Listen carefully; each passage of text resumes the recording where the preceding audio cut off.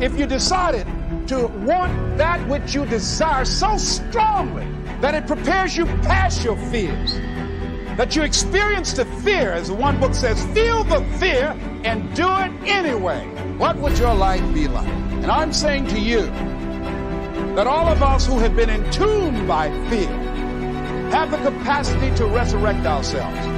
What's one of the ways to get started? Some of us need somebody to hold our hands. Sometimes we need somebody to help us out. Be willing to say, I don't know. Be willing to reach out. Be willing to get some assistance to take you to the next level. Of what great athlete? You never expect boxers to make profound statements.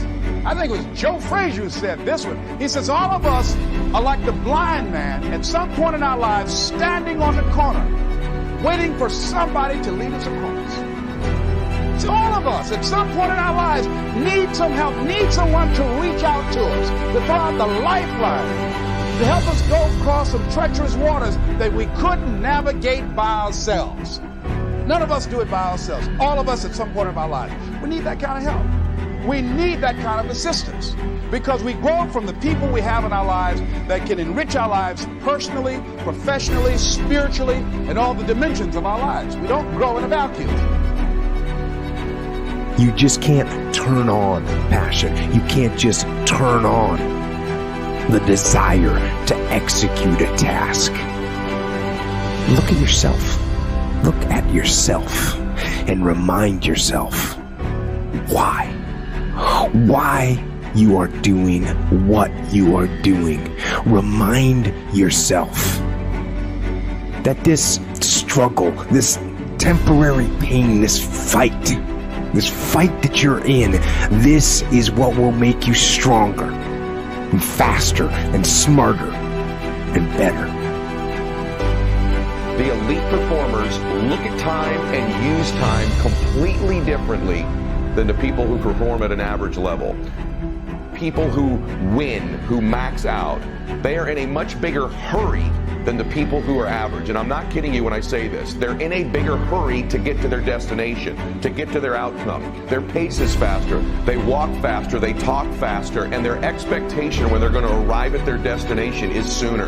This may seem like a very small, subtle thing, but I want you to evaluate how big of a hurry are you in? Because there's something to be said about how close you think you are to a goal and how fast you will run to get to the finish line.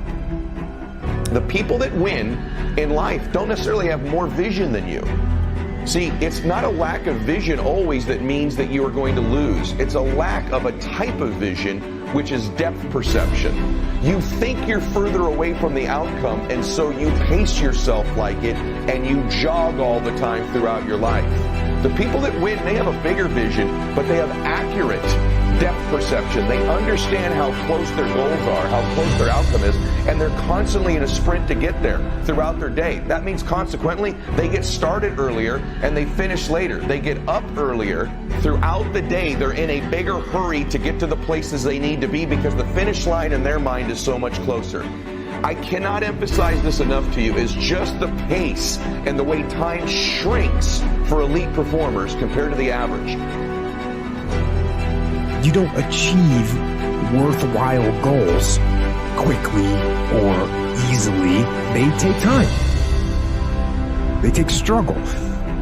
They take relentless pursuit day in and day out. That's what it takes. But also, things don't usually fall apart quickly either.